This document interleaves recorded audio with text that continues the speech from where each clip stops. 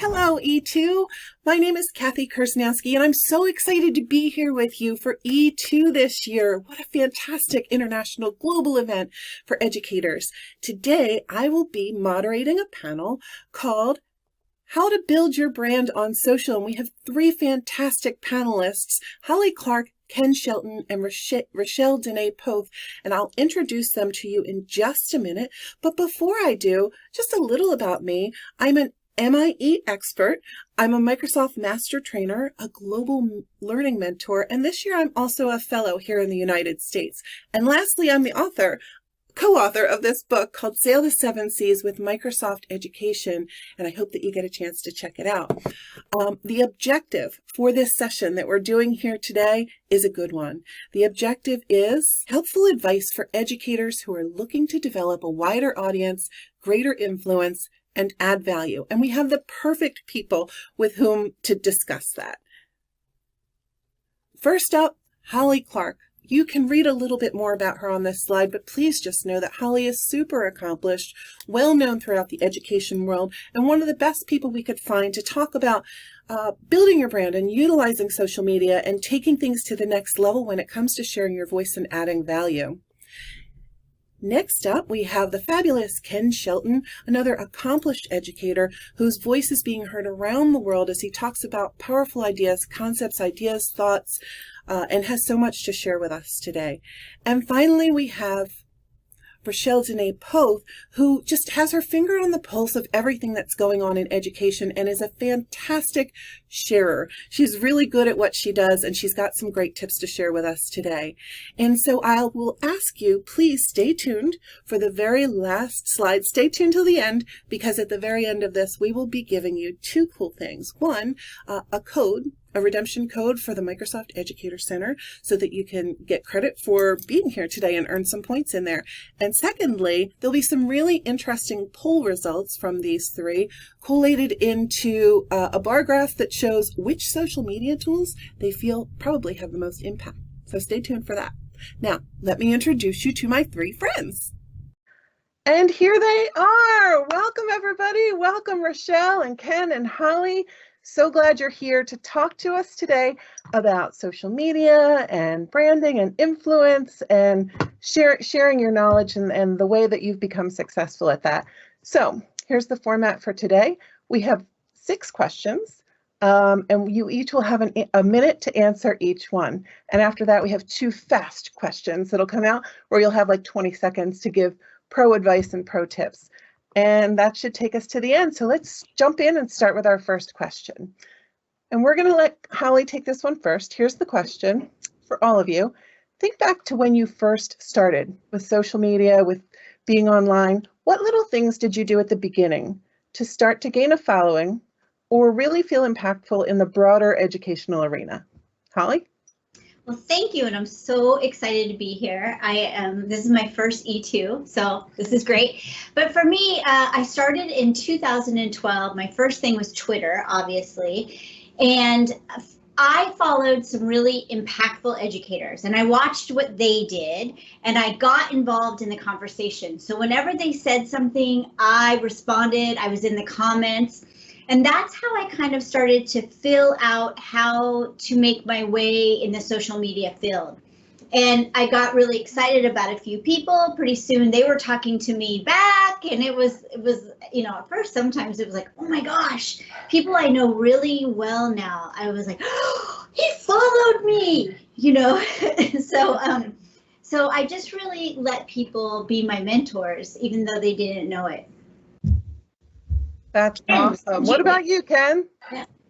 Yeah, I think for me, my initial start was also, I would say the big social media platform was Twitter. I didn't go into it with an intent on who I was following or who was following me. I was more around who can I be connected to in a digital and asynchronous space.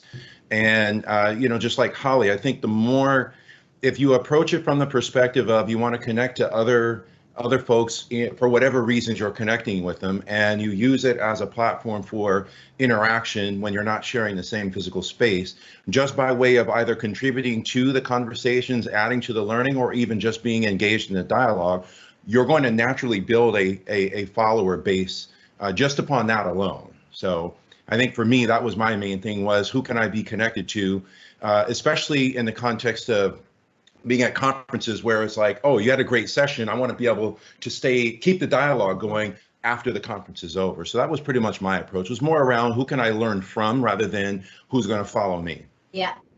Yeah, you're still great at that. And Rochelle? Oh, thank you. Yeah, and similar to what Holly and Ken both said, I mean, for me, I wasn't on Twitter for a long time, and I honestly really didn't know what I was doing when I started. I kind of fell into a chat, wasn't even in my state, and connected with people who then I met in person at my first ISTE the following year. And so that was kind of a realization for me, like, wait, I can build this network online without having ever met anybody. And I just started to get into some different chats, following people, asking for recommendations. Like, I really like doing some of the chats certain days of the week. And then I noticed some of the same people were in some of the other chats.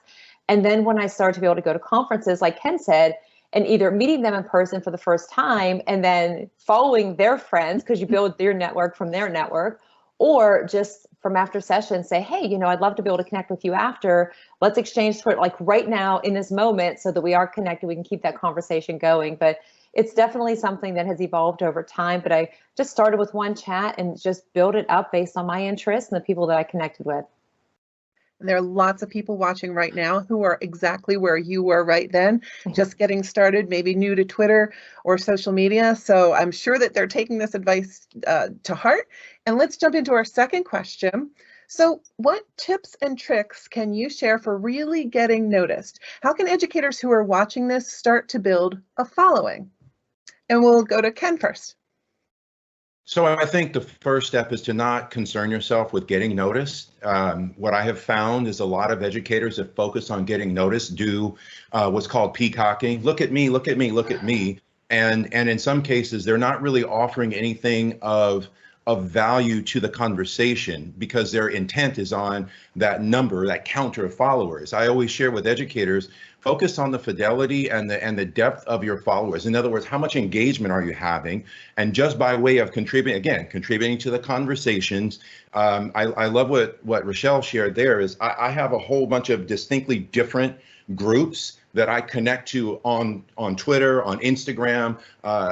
Those are the main ones that I use. But the whole idea around that is I can engage in a conversation about photography, which is a passion area of mine, but I can engage a conversation about education. I can engage a conversation with educational technology. And just by way of doing that in different spaces based on different passion areas or different purpose areas, you're going to naturally build a following, but you're going to do it in an authentic capacity. So for me, I think that's what I would encourage educators to do, is really find your passion areas and follow folks in those areas, contribute to the dialogue in those areas. And just by way of your contributions to that dialogue, you're going to naturally build a sustainable following.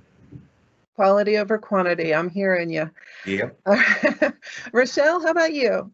Yeah, similar again to what Ken was saying. I think the best advice that I can give is you don't want to just be out there and just like retweeting and sharing or whatever. Like, it's whenever you contribute to it in a way that you are giving your perspective or your experience from it. And I think the best thing is if you're passionate about project-based learning, for example, and you are on Facebook or you're on Instagram or you're on Twitter, wherever that space is, and sharing it, and also just being real about what it is that you're sharing so that people see you, they connect with you, and they start to it's like, oh, wait, that resonates with me. I would like to have this person in my network. And when you feel that you've had an experience, I mean, there's nothing better than just sharing your story, because there is always somebody out there that needs to hear it. And so what is it that you're going through? What is it that you wish somebody else knew? Like, if they were in your shoes, what is the information that you can share? And I think that's the best way that you can just go about starting to build your network, is just sharing who you are and also being interested in what other people have to share too. So people will respect and find and follow the genuine you. That's what I'm getting. And how about you, Holly? So I have 2 words that describe my tip, and it is add value. How are you adding value to the conversation? And I see a lot of people who are putting stuff on TikTok, which I'm really into right now. They're not really adding value. They're saying a couple things, and it doesn't give people the information they need to make change in their classroom tomorrow. So that's my biggest tip is how are you adding value? Because you just putting out a statement or retweeting a picture of you at a conference isn't adding value. People aren't going to retweet that. They're not going to want to retweet that. And so I like to think in my head, is this something that people would share? And if they would share it, then it's something I probably want to put out there. I'm also going to just put comments about things sometimes, and I'm also going to have fun and have a personality. But number one, always going through my head is how am I adding value? And you definitely do that in your social media. You add tons of value, and that's why people are following you. So the next question is, and you know what, this is going to go to Rochelle first. Talk about branding. Actually, it's part of the title of this session. And how important is branding, and what does that even mean to you, Rochelle? That's a great question. Initially, I mean, when we hear brand, when we shop or anything that we do, we recognize brands, right? We know what it's about, we know what it stands for. And so when I think about a personal branding, it is, when you look at somebody, you want them, or when they look at you too, that you want them to understand, what you're about, what your interests are. It's your presence that you create online. It's what you convey to others, the relationships that you build in the process. And I think it is important because you want people to know, who you are, what your story is, why something matters to you, why you do the work that you do. And I think it just comes to be, it's important because you want to be, I don't want to say necessarily known for just one thing or known for something, but it's how people tend to think of you or what they know of your work and who you are, the kind of person you are, whether that means you're really authentic or if you're very intentional in the work that you do. So I think it is important that you have some type of brand about you, but I don't think that some specific only one brand should define you, if that makes sense. Interesting. That's interesting. How about you, Holly? Branding? So I hate the word branding. Let's say that. But I also keep in mind that I have a brand, and my brand is I'm all about students first. I'm all about pedagogy, not about just using a tool to use a tool. So I keep that in mind when I'm trying to share something or add value. I keep with pedagogy is my thing. So when you come to a session at ISTE, I'm going to be talking about pedagogy. And that's what I'm focusing in on. You also should know from the things that I share that I'm more focused in on the student and student agency than I am really on the teacher. And another thing around branding, I do keep an eye on that I use the same colors, that I have images that you see those images and you go, oh, that's a Holly Clark graphic. And I think that you do that. And I don't know if that's important, good or bad, but it's how I do it. That's great. And yes, you definitely do have a recognizable brand, an image kind of a thing that goes with Holly Clark that we all know. How about you, Ken? How do you feel about branding? So I actually reject the use of that word, period. But I'm going to share with you all why, because I think the comments that Holly and Rochelle just shared are important. What I have found, and I'm going to age myself a little bit, I remember when Coca-Cola introduced the new Coke. And that wasn't part of their brand, and look what happened. Now, the reason why I'm sharing that as a metaphorical representation of educators that use brand is because Coke was trying to follow a trend. And then when they deviated from what was their core authentic business, it fell flat. And I just watch how a lot of educators, they use this word branding as if it's like, well, this is my brand, this is my, and what they do is they lack any degree of authenticity. And ultimately what a lot of them do, which since we're talking about social media, I stopped following a lot of them because what they equate to me is educational grifters. What they're doing is my brand is this. Oh, people are talking about that. I'm going to ship to that. Oh, they're talking about I'm going to ship to that instead of maintaining the authenticity. And I think Holly just brought up an important point there that for me being a designer as well, I think is critical. What Holly posts when she posts her graphics, because she's using a consistent color scheme and design pattern, that is a part of the brand. But again, there's a degree of authenticity that must be a part of that. And I think for anyone who's watching this, the key is what is my voice and how am I representing it? And here's one that I always tell everyone. when you meet someone you follow and through social media in person, are they the same person? Because if they are not, then they're not authentic and genuine in their social media spaces. So therefore, they're what I call charlatans. So that's why I don't really like the use of the word brand. I understand the purpose of branding, but what I always say is, what is your story? What is your true authentic self, and how are you contributing to the dialogue? And when I attend a session or meet you in person, are you going to be the same person then as what I see on the social media spaces? I hear you. All right, ready for the next question, everybody? Holly, this one's coming to you first. Do you remember having any especially viral moments, times when you knew that your content was just exploding? Yeah. I've had not quite a few, but I've had enough to understand it. I've even had some on TikTok. And what I get them with usually is when I'm controversial.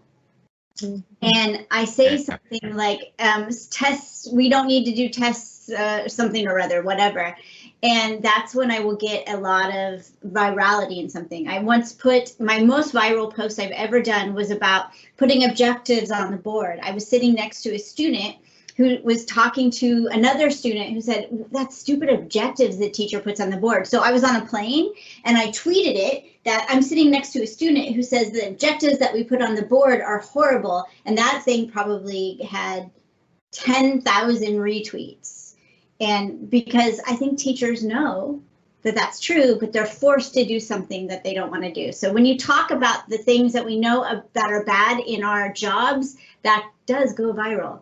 Mm-hmm. Interesting. Wow. How about you, Ken? I remember that. For me, I don't. And Holly brings up an important point there. So I don't know what we would define as a baseline for something that's viral. I prefer to use the word impactful, because I've seen plenty of things that have gone viral that really are nothing more than just someone posted a video that, listen, the video of the guy, remember the guy singing the Fleetwood Mac song while he was on a skateboard in Idaho, and that went viral. It was a cool thing, but to Holly's point before, was that adding value? I mean, I thought it was cool, but it's something that's unique. I think for us in the context of our conversation here, the key is, are you just simply perpetuating status quo messaging, or are you providing divergent thinking? And to the point that Holly just shared, one of the more recent posts that I did that still comes around was the whole idea around educators that are constantly saying Maslow before Bloom, Maslow before Bloom. And I just posted something. I said, you all need to understand that Abraham Maslow plagiarized, whitewashed, and sanitized the learnings that he engaged in from the indigenous peoples of what is present day North Dakota, Minnesota, Wisconsin, and southern Alberta, is the Blackfoot peoples. They have a approach of life where it's self-actualization, community actualization, and cultural perpetuity. He took that, plagiarized it, didn't cite his source, and then created his hierarchy of needs, which is highly individualized. So that picked up a whole lot of steam because it was something that people hadn't heard before. It challenged status quo thinking, and ultimately for me, my whole thing is, I put that out not because I'm hoping it goes viral. I'm putting it out because, like, okay, here's something that's normalized, that's problematic, and as a result of my learning, I want to share. Going back to what we talked about before, are you contributing to the dialogue? And then even as a result of that, I got a bunch of private messages with people like, oh my God, I'm going to stop using Maslow. I'm like, this is why we use social media, because I would have brought that up in a conference, but think about the reach that you can have with your social media platform that extends far beyond just being at a conference or something like that. Yeah, I was going to talk about Ooh, interesting similarity to Holly's story. Just controversy or opinion or those kinds of things really driving some reactions from people. How about you, Rochelle? Yes. I don't know that I have anything quite like that. But I will say that for me, just because I don't want to say I'm just a Spanish teacher, but a Spanish teacher and a STEAM teacher. And often people are surprised at some of the content that I teach, like augmented virtual reality, artificial intelligence. And so a lot of what I do, the research, has been, in the articles I've written or my podcast where I talk to myself about things, have been about those topics. And I've gotten, in the course of maybe the last 6 months or so at this point, hard to keep track during this time, but I've had people reach out to me from like places all around the world saying, wow, I listened to your podcast and I shared it with all of these people, and can you make a couple short videos? Or thank you so much for the podcast that you recorded where you're talking about the hybrid experience, and I shared it with my teachers. And I'm getting these messages coming back. And while it's not like I tweeted them out repeatedly or anything, or I was looking for a certain number of likes or to gain new followers. I was just sharing what I was experiencing or what I thought would be helpful to somebody else. And so for me, whether or not that went viral, I think for me, it was just the spread and the reach, like to have the Department of, I think, Ministry or something in Portugal contact me about doing something for AI. I was like, at first I thought it was not for real, but it was. And I thought I had no idea how it reached out, that far. Or well, anyway, but for me, it's just been something that I've written about that's maybe pushed thinking in a different way, or else given people the confidence to actually try something different that they think maybe doesn't apply to them in their work. Mm-hmm. And that Yes, ties back to what Ken said in the beginning when Ken said There's it's a not really pattern here. viral. It's not about being viral, it's about being impactful. Yeah. There's a pattern. There's a pattern here that I'm sure that the audience will be hearing from the three of us. Right. Yeah. This is a question where we're just going to ask you for your best advice in 20 seconds or less. What are your best pro tips for people to get engaged in the social media and make an impact and add value? Pro tip for me is I have to go back to add value and the use of hashtags. I think hashtags can tell people what you're after, and then they can also find them. Although the thing and I know it's rapid fire, but the thing that went viral had no hashtags. So anyway, that's my tip. Great. Rochelle? All right. My tip is, because there's so many spaces out there to connect in and it can be overwhelming. You don't have to do all of the things at once. Just find one. Pick, is it Twitter? Is it a specific night of the week? That's how I started. I was like, Monday, I'm going to do an hour and a half and I'm just going to join in. Or on Facebook, find something that meets like your interests and your time and start with that one, build your network, and then build from there. Love it. Ken? My tip is aligned with the algorithms of oppression. Diversify your feed. Those algorithms are designed to be a mirror of your status quo, and it is very easy to have your own echo chamber within who you follow. So be intentional of diversifying your feeds, auditing how diverse are the people, the roles, the representations. Rochelle just shared something that's extremely valuable of learning from educators in an entirely different continent. Diversify your feed so that what you're consuming doesn't ultimately become simply an affirmation and validation of what you're thinking. You guys have the best pro tips. Okay, one more rapid fire, 20 seconds or less, words of encouragement to anybody who's out there maybe just getting started with all of this. And we'll start with Rochelle. All right. So don't do what I did, or if this is where you find yourself now, keeping yourself isolated, because I did that for so many years and I missed out on so many opportunities for myself and my students. So pick one thing, connect with one person, get in that chat, start somewhere, connect with us, anything, just like know that it doesn't happen overnight and you don't have to build this great following. You just got to start somewhere. Just got to start. Awesome. How about you, Ken? Words of encouragement? Yeah, my word of encouragement is keep in mind that social media life is not real life, and try not to compare yourself to those that have hundreds of thousands of millions of followers. Ultimately, it's not the volume of followers, it's the quality of the connections that you make. That's awesome. Definitely. And Holly, finish us out there. What are your best words of encouragement for everybody watching? Mine is be a voice, not an echo. And if you are a voice and not an echo, you're going to bring value. Love it.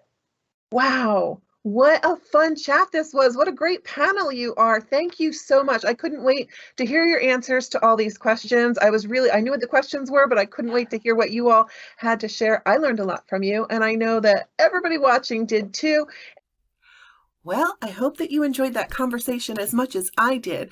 I learned a lot, and it was great to connect with three educators who have such valuable advice to offer. So here are two more things that I promised you if you stayed tuned till the end. First, here are the poll results not even the panelists have seen.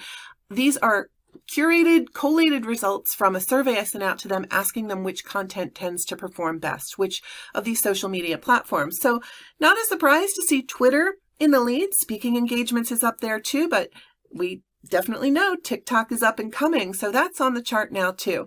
Just pretty interesting. And the other thing that I promised I would share with you is the code for the Microsoft Educator Center. So your redemption code is right there on the screen, T-KKFD3B921. And to redeem that, of course, you'll just go to the Microsoft Educator Center, click on My Profile in the upper right-hand corner, and then follow the directions on this screen to be able to redeem those codes. And that is the end of our panel presentation for today. I am Kathy Kersnowski. I'm so glad you were able to join us today. Thank you, and I hope you enjoy the rest of your E2 experience.